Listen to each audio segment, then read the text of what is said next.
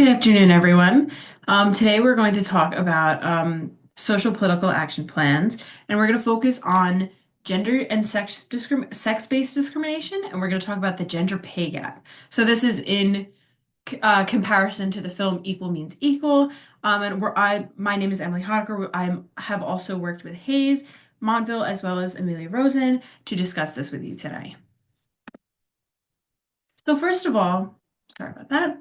First of all, what is the gender pay gap? So this is an interesting question because it's a very contextual issue where you have to look at society and you have to look at how our economy works.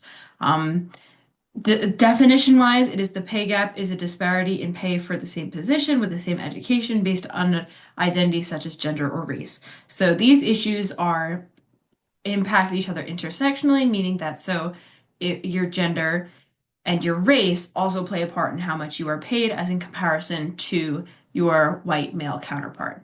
This is discussed later, but as of 2024, women make 83 cents to every $1 a man may make, um, given the profession. So the salaries they tend to increase, decrease, but there's still a disparity between the genders if we're talking on a two-gender system, between men and women, the pay gap is different.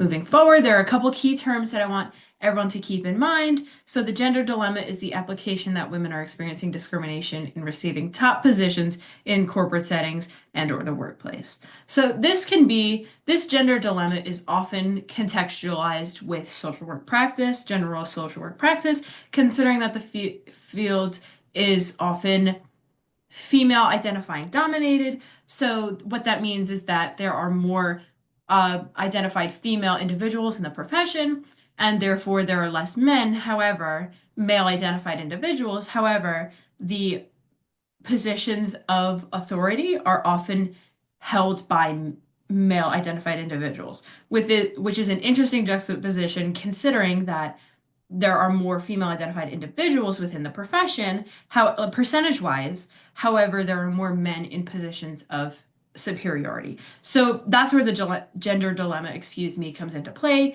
because there's a disparity between the gender makeup of the profession and who holds positions of power. So the next definition I want you to keep in mind is also the pay equity.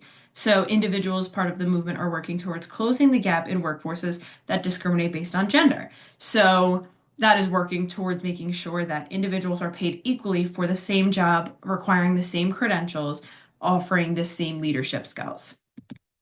So this is just a statistic because this presentation is about the gender pay gap's implications on social work practice and why social workers should be in the field, should be informed of these issues, especially the percentages that impact the social workers in the profession currently. It seems like in the social work profession, we are working with individuals and we're working on the institutional oppressive factors that affect our clients. However, it's important to really understand that there are injustices within every system, and that may include the social work system. So it's important to keep this in mind. So in 2019, data from the Institute of Women's Policy Research found that female identifying social workers made only 85.2% of the salary their male counterparts make. So this goes back to what I had spoken on before, that being the gender dilemma. So if the profession is made up of majority of female identifying social workers, how is it that not only the smaller percentage of male identified individuals are in positions of power, as well as making more than the female counterparts? So it's a bit of a glass ceiling where we find that women identifying social workers and other genders besides the white male or the counterparts of our profession, tend to make more, tend to be in higher positions of power, which are the larger salaries, but with the same credentials, the same experiences. It provides, again, like I had said before, that juxtaposition. So again, I want to talk about the implications, focus more on that social work practice. Up in that corner, you can see I said that it's part of the gender dilemma. That's another key term I want you to keep in mind. So this specific implication on social work practice is that there's a pay gap between male and female identifying social workers. Female identifying individuals within the field are not holding as many authoritative positions as identified males. And so that's a very interesting that there's almost like it's, I believe the film Equal Means Equal postulates it as a, I can't remember the term, but it's that there's almost like this de facto discrimination. So now that there are laws on the books that are in place to make sure that no discrimination occurs. However, when you get into the nitty-gritty of it, there's de facto discrimination that occurs and therefore limits the movement and as well as economic freedom from women as opposed to men within the social work profession. Within all professions, as a matter of fact. However, this presentation is focused on simply the implications, like I said, on social work practice. So again, intersectionality plays a part here. I had spoken before, I believe it was 83 cents to every dollar a male makes, male identifying individual within our profession.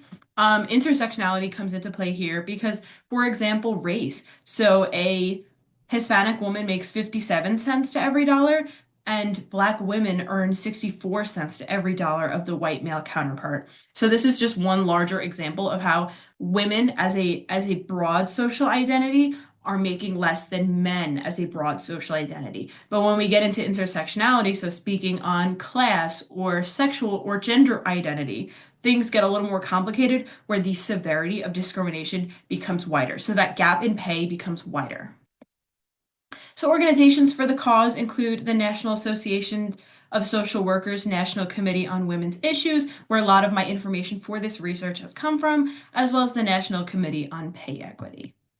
Speaking of defenders within the program, I wanted to also mention Lena Vaughn, who is a young human rights activist. Her scope of research and volunteer and advocacy work included creating cloth menstrual products with volunteers, as well as trying to eradicate the pink tax that disproportionately affects minority groups. So this is also another part of that social work practice. Social justice is a core value within the profession. Therefore, it's important that social workers keep this in mind. So when we're talking about the intersectionality between race and gender and economic identity, all of these things come into play. So the pink tax affects individuals in need of menstrual products. That is disproportionately affecting groups depending on the intersectionality of their identity. So it disproportionately affects minority groups, and the different social identities you have equates to different experiences with this. So this is also meeting the client where they're at. So when you're working with a client on a micro level,